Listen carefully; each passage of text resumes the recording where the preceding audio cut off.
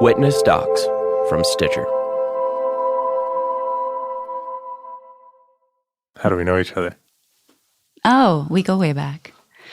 We met at my apartment in Hollywood, and I came home and you were there.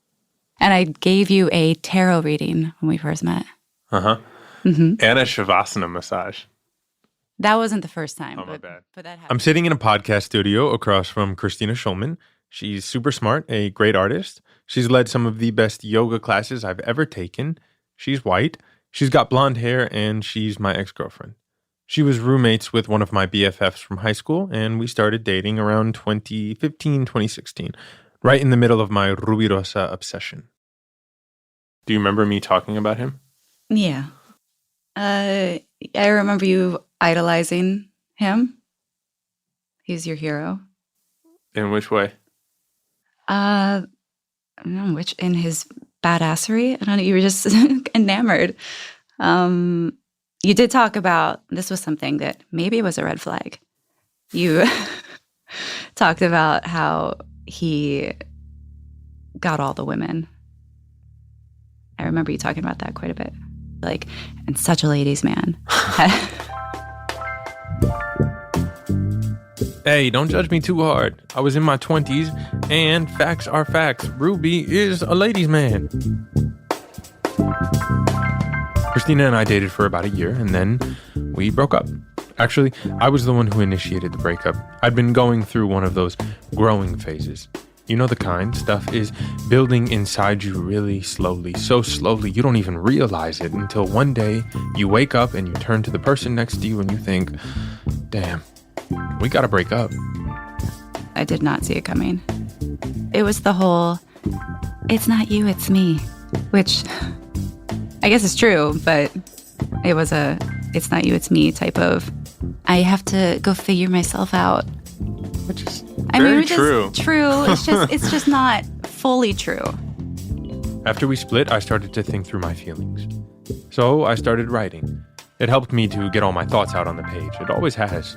And then a year had passed, and in that time, you and I had managed to become really good friends, which I love, which is great.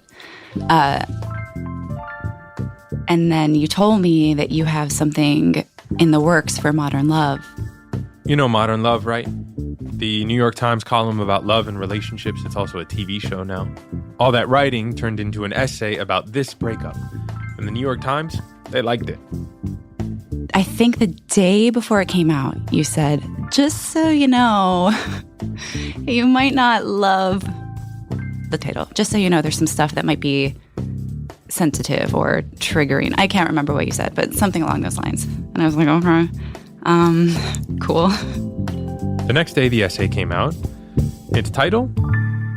I broke up with her because she's white. When I saw that, I was shocked, I guess is the right word. Yeah. It was shocking. It was a shocking title, but I guess that's what they were going for. Okay, I have to jump in here and say that I really wanted the title to be, Please Don't Hate Me for Dating White Women. Because the article was about a lot more than just my relationship with Christina. But, fun fact, in publishing, the writer doesn't always get to pick the title. So yeah, I mean, it was clickbait. And it worked. It kind of went viral. What did you think about the article?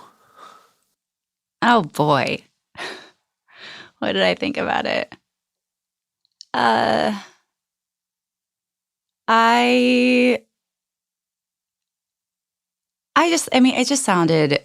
It sounded just like a confused man. It was a little hurtful to me because it felt like it lessened what our feelings were for each other. Like it just made it more about this one thing rather than, I don't know, us actually being people who cared about each other. Here's the first line of the essay. Quote, okay, let me just get to it. I think I broke up with my last girlfriend because she's white. Actually, no, I definitely broke up with her because she's white. But in the next 1,500 words, I look back at a number of my relationships and experiences with white women, from my youth up through the time I wrote the piece. I talk about wokeness and self-loathing and the pressure I have always felt from other people to pick the right partner and to get the right person to pick me. Yeah, it just sounded like a confused guy who was trying to say the right things or be a certain way for people. And that's not you. It felt kind of like untruthful. For me, I thought it came off racially insensitive. And I think other people shared that feeling with me. Immature. What was immature about it? Just caring about what other people think or want from you rather than being a grown-ass man and doing what you want. I feel like there wasn't enough care around how I felt about it. I get that. Okay. I also, you said confused person who cares what other people think. Like, I think I created this person who was exploring a big idea, race, dating, the idea of wokeness. So I think that confusion, if it's what you felt, I would say, and maybe you disagree, but that's probably a true thing about Chris, like a true thing you probably know about me. I am often asking a lot of questions. I don't know, it feels a little off or icky to me. That's for lack of a better word. It just gives me that feeling of I don't like it in that context. But I think you should be asking questions. Yes, and I think that you should really try to figure out why you're motivated to do certain things. Christina said I sounded confused. Well, she's right. I was. I often am. But I'm good with expressing that confusion, publicly even, if it'll help me figure out why I'm motivated to do certain things. To find out my why. It's what I'm trying to do now. Still. Ask questions. Ask myself why. Why I'm so enamored with Rubi even though he did things I think are sad and wrong. Ask myself why I have made certain choices in my own life. Choices that sometimes look a lot like his. Like dating white women. Like changing my body. Rubi set me on this journey, and now I'm here asking. Talking not just to myself, but to some important folks in my life. How do you two feel about my love life? Ooh, I got a lot to say. Go ahead, William. Check it out. I'm Christopher Rivas, and this is Rubirosa episode 7. Please don't hate me.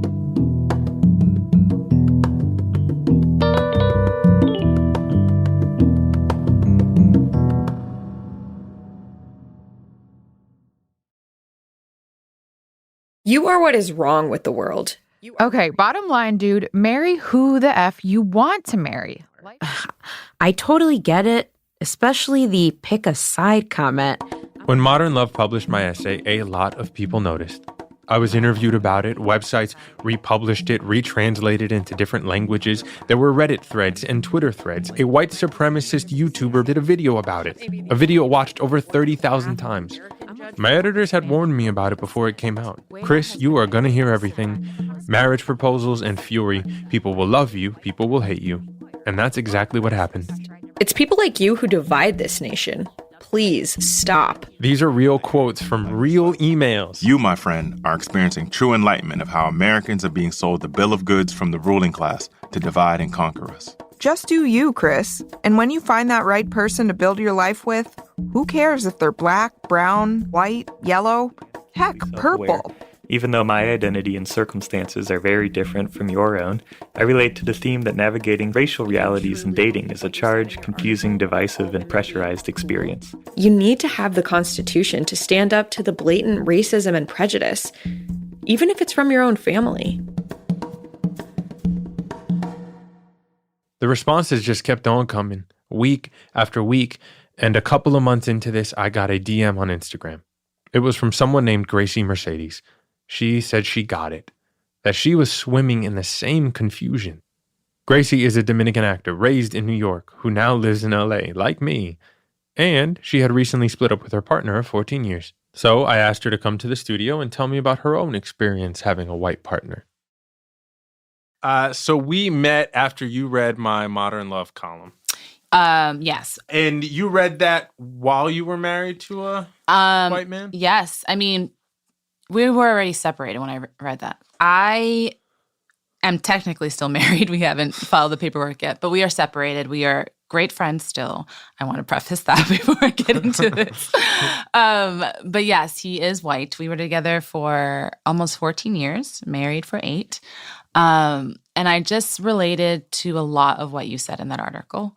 You know, I'm not going to say that we broke up because he's white, but, you know, there were definitely things that came up in our relationship that made me be like, oh, yeah, he's white, you know? And like, there was definitely a disconnect that I felt in our relationship that was definitely heightened during, you know, Black Lives Matter stuff and just the craziness of the world over the last couple of years. It was also a thought when I was thinking about like my upbringing and what I was taught and what I was fed and what was modeled for me. You know, it was that white is better and that marrying white is better. And that, you know, that is the he was a trophy husband in a sense because, you know, my grandmother spent her whole life like telling me not to date Black guys and not to date Dominican guys. There's that colorism, y'all. Have we talked about the paper bag test yet? Starting in the 20th century, Black people whose skin was lighter than a paper bag got special treatment, and everyone who didn't pass the test got left behind. I didn't hear that growing up, but I did hear about mejorando la raza, bettering the race. I can remember my grandmother and other grandmothers and mothers saying, don't date someone darker than you. Don't date coarse hair, big lips, and big noses. I once brought home a Black girl in high school, and my aunt angrily mumbled from the kitchen, ay, you see him in that negrita? I wish I'd said something to my aunt. Wish I got up and told her to shut up. Look in the mirror, look at a family album. Reminded her that we too are Black, that the DR and Colombia were built by African slaves. Wish I'd shown her the hypocrisy. But I didn't. So it's kind of crazy to have, you know, a grandmother who is fair skinned with straight hair, dating Black men, telling you not to date Black men, and telling you, you know, to straighten your hair every week and telling you just not be in the sun all the time and things like that. I mean, your grandmother has biases she doesn't even know. Exactly. Right? When she does the thing she tells you not to do. Exactly. We all have biases we don't even know we have. Exactly. They're not microaggressions. They're just the water we're swimming in. Totally. But it's not just our Dominican and Latino families. All families instill values into their children. And when you're like me and Gracie and you date a white person, you suddenly have to deal with all the unconscious biases that they bring into a room. I mean, he himself is a very liberal, progressive, fantastic white man. But how do I put this? Even the most progressive white families have biases that they may or may not realize they have. I know what Gracie means. Whenever I was in relationships with white people, I was also in relationships with their families. On one visit to a girlfriend's hometown, I was the only person of color in what felt like miles. Her parents acted like they didn't even notice. I dated another white woman for more than 6 months. 6 months, y'all, and even still, her parents kept thinking I was from Puerto Rico. I've never even been to Puerto Rico. Big ups, Puerto Rico. I'm coming one day. Then there was the father who opened the door and said, sorry, tonight's not taco night. And then slammed the door in my face, only to open it up again because he was just joking. I stayed for a mediocre dinner. I wish it were tacos. My buddy Justin is Black. His wife is also Black. One time Justin and I were talking about relationships and he told me that there is something about coming home and knowing that his partner knows. She just knows the struggle, the ridiculousness, the beauty, and plight of being a body of color. There is no educating. Sometimes he said, they don't even have to say anything or talk about it. She just knows. She just gets him. When he said that, it made sense.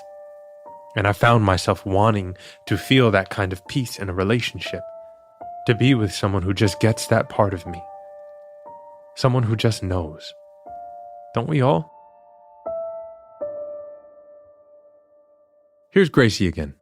I think the more I thought about our relationship and relationships in the past, I realized I am just tired of adjusting who I am to fit certain spaces.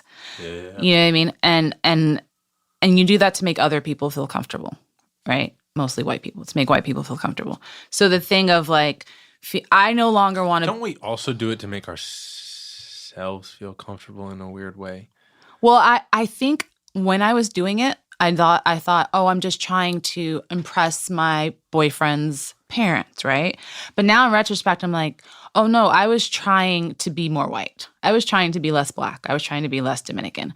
I was very conscious of speak properly, make sure your hair looks quote unquote like good, like straight and tamed. I didn't wear my hair curly or natural until about 5 years ago. So at the time, I always had that straight, Dominican blowout going. Wow, because his hair is good right now.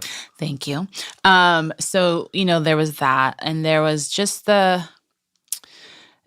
hyper awareness of how I behaved, how I spoke, what I spoke about. I always had to prove that I was like, quote unquote, one of the good ones. And that makes me sick. Like the thought of that makes me really sick to my stomach and sad. But I did that for a really long time. And I think I was just so used to doing that I didn't even realize I was doing it. As we were splitting up, we split up for other reasons, but I was like, oh, why did I seek out a white man? Was it because of these things I was fed my whole life? Here's another section of the modern love essay. Am I the problem or is everyone else? Do white women find me attractive or do they see me as some exotic idea they should find attractive?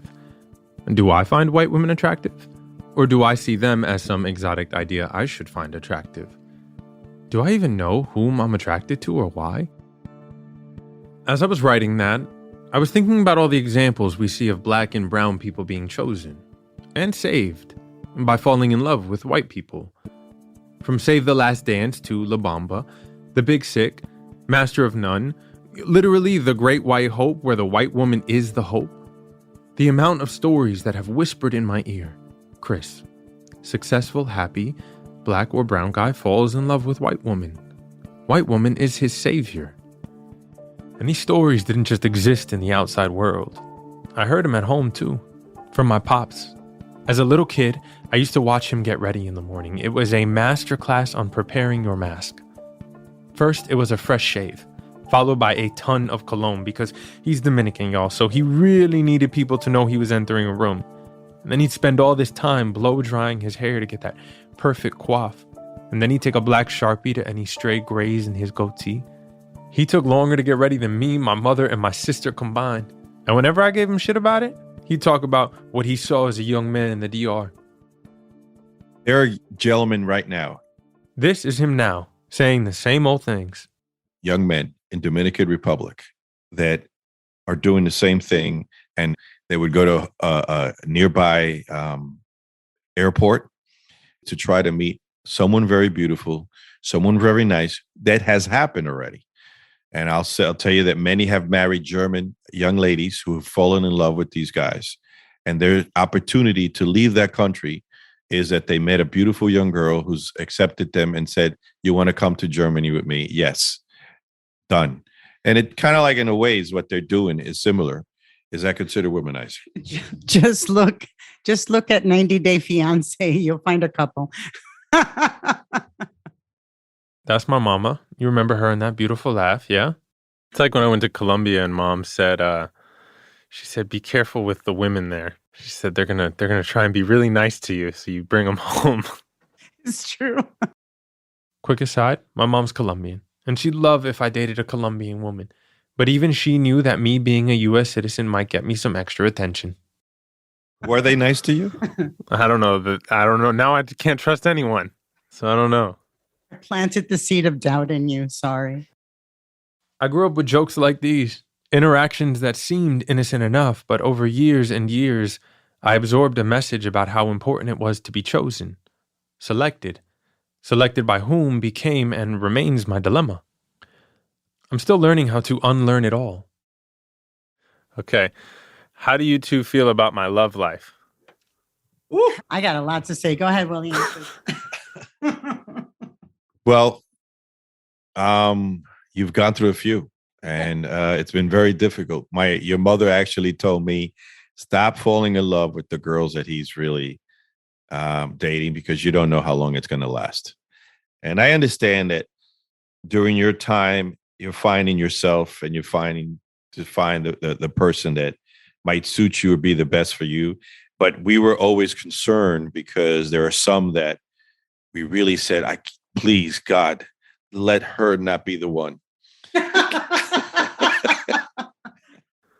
Were you surprised that I've dated so many white women? No.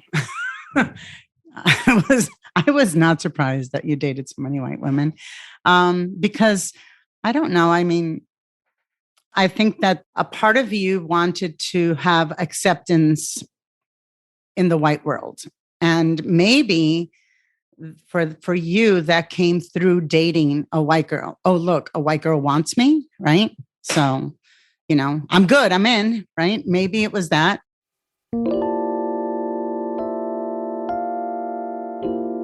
Is this what I was trying to get close to? Acceptance from the white world. I mean, in that case, I'm right there with Rubi. I'm trying to get closer to power and to a feeling of worth. This is something that was on my mind when I wrote the essay. Here's another line. Since I was a child, I've internalized the idea that the hand I hold determines my worth more than my own hands. That my power is only as valuable as the person by my side. A whole system is coded within me. Why wasn't self-worth coded within me? For the record, I could have been more specific in the essay because I do actually think some self-worth was instilled in me. I mean, I have amazing parents and they definitely embrace me for who I am. But there's something that happens when a brown body walks out the door and faces the world. Something that can erode the sense of worth you feel at home. There's something about all those other voices out there telling you and showing you that you aren't enough that starts seeping in.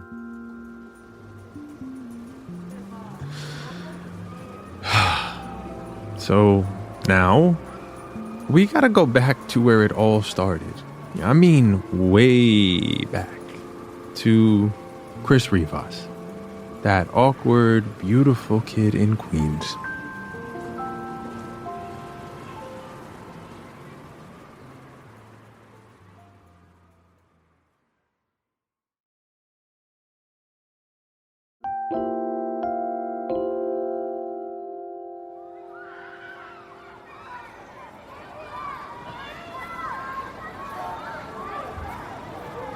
It's the year 2000, Queens, New York City. I'm 12 years old. My favorite songs at bar mitzvahs are Shake Your Ass and Bye Bye Bye. I wear a lot of polos and I have really, really curly hair. I mean, ringlet type curls. I hate my hair. And I don't like the color of my skin, in part because all the heroes I have on my TV are white with straight hair. I hate that I don't look like the boys on Dawson's Creek. None of the girls even notice me. Plus, I'm short, y'all. I've got a pituitary gland disorder, and eventually I will catch up. But for now, I'm 4'10". I just feel alone and unseen, wading through a sea of shame and discomfort. Like with my nose. My abuelita is always telling me to pinch my nose between my forefinger and thumb. Pinch and pull forward, she says, to keep it thin. Or she tells my pops to make me sleep with a clothespin on my nose, like they do it back in El Campo. Can you imagine what that would feel like? In her exact words, Papi, big noses don't get very far. She wants me to have a chance in a world that wasn't made for noses like ours. And whatever I can do to help and give me a shot to play the game, I should do it. And so, every night I pinch, and every day I squeeze my nose between my fingers and my thumb and pull forward. I don't know if it does a damn thing, but I do it. I do it because I'm a kid. And I don't think I have another option.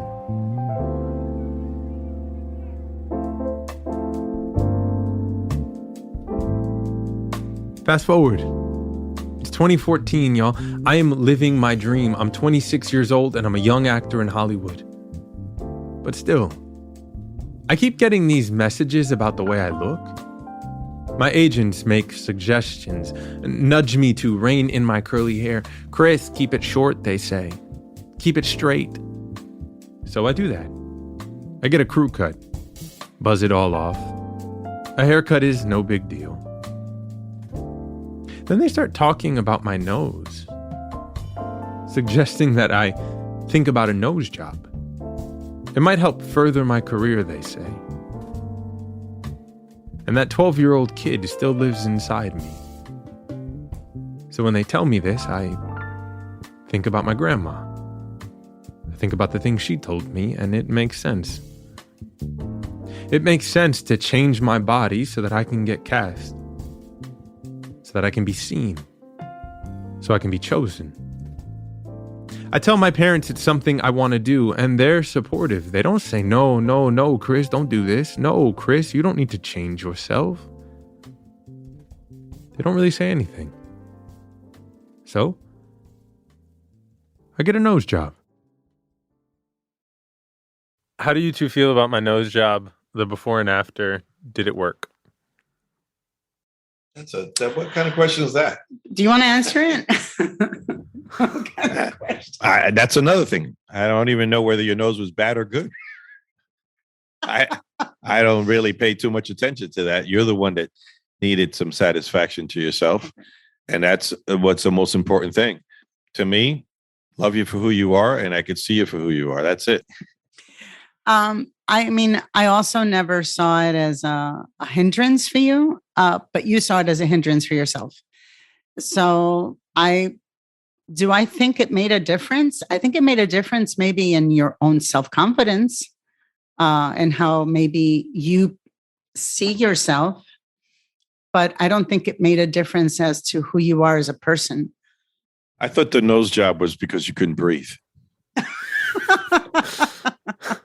That was the lie behind the nose job. Just kidding.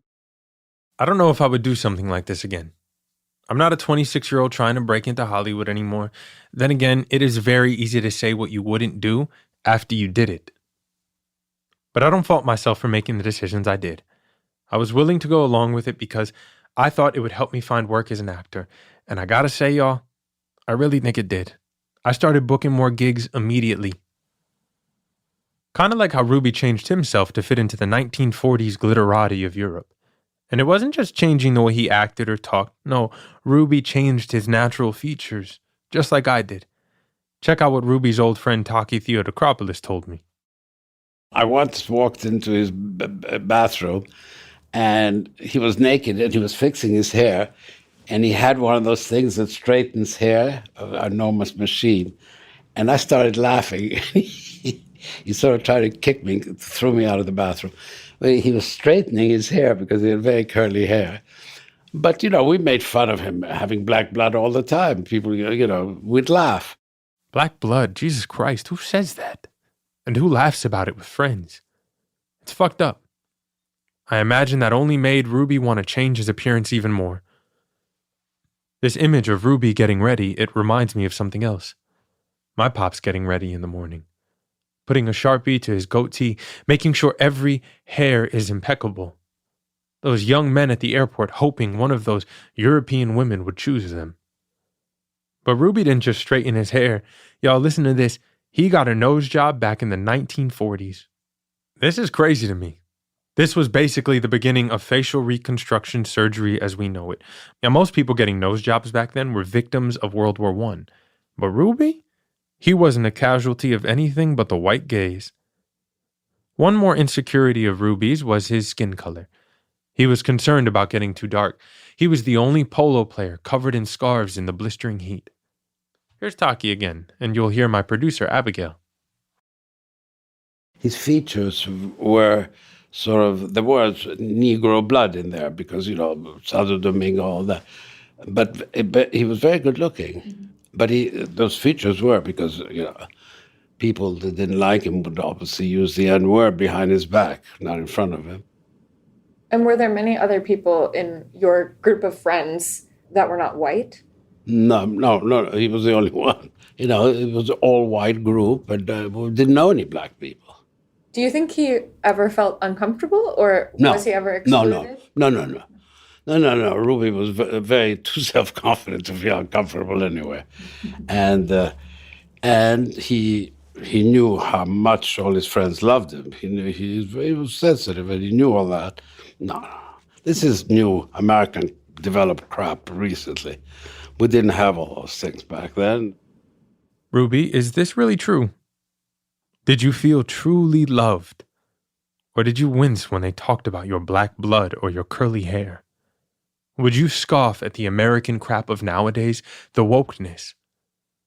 Or was all that self-confidence of yours a mask? Like mine sometimes is. And if you were alive today, you'd see what I see. That the world still has an obsession with things being lighter.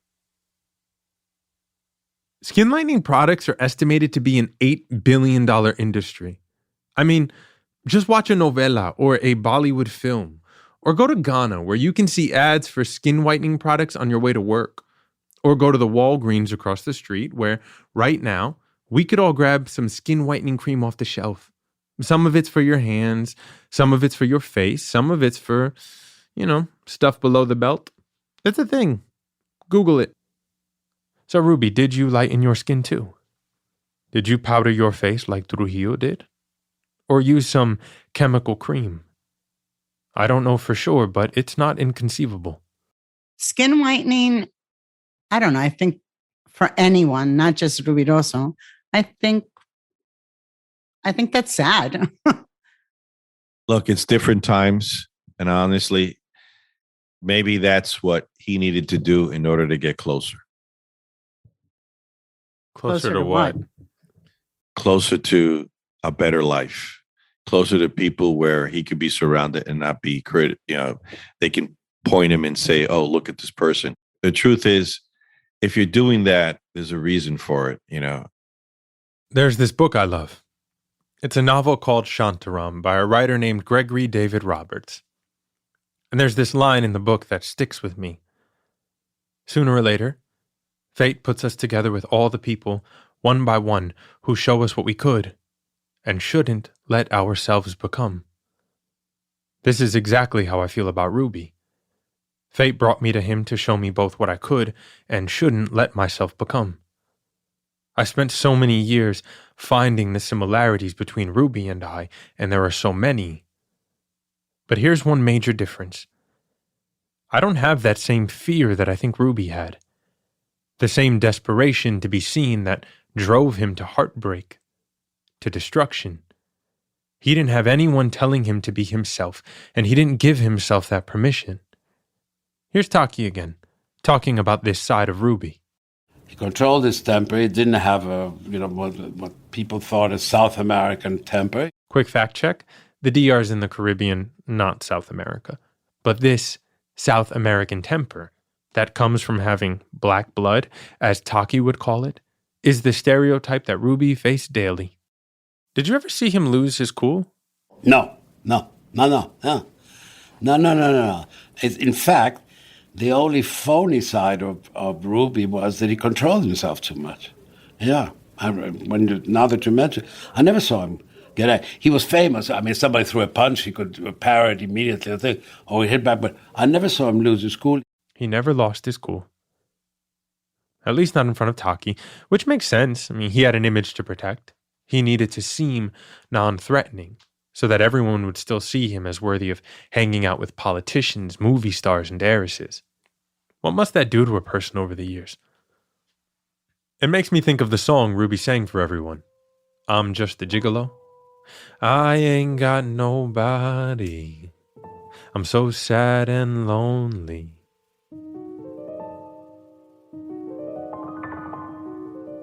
When I found out about Ruby straightening his hair and hiding his skin and changing his nose, I didn't find solace. I was sad. I am sad.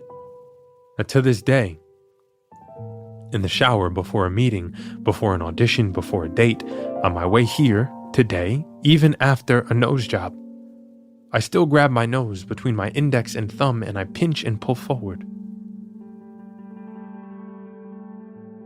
But thanks to Rubi, I'm aware of why. And I'm writing about dating white women. In the paper of record, I am sitting down for conversations with my exes and my parents. I'm voicing my confusion and I'm asking my questions. And it's not always easy. It's very awkward sometimes for me and for the people I ask. There's another quote I think about a lot. It's from the writer Alan Watts. It's actually kind of academic, but the gist of it is, a persistent problem is a proper question not yet asked. So I will keep asking my questions and hopefully living my way into answers. And I'll be grateful that, unlike Rubi, I don't have to keep it all hidden.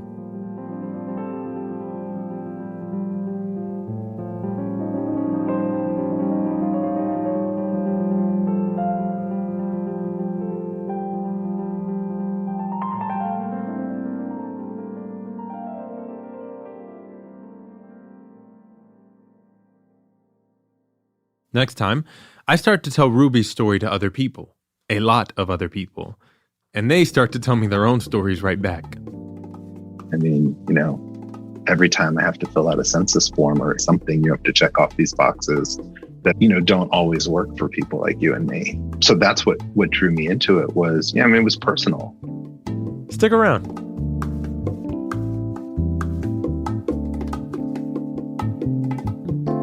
Rubirosa is a production of Witness Docs from Stitcher.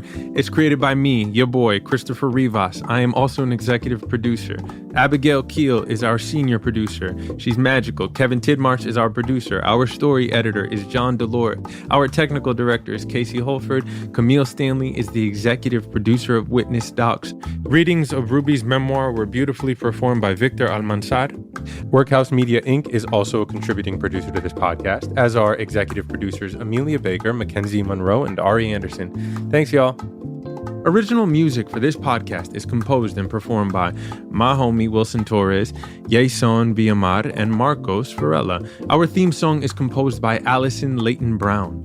Get in touch, y'all. We want to know your questions, thoughts, and stories. We want to hear from you. So send them all to rubirosa@stitcher.com. And do us a favor, subscribe to the show, write reviews, tell your friends. We love the help. We appreciate you. Peace, y'all.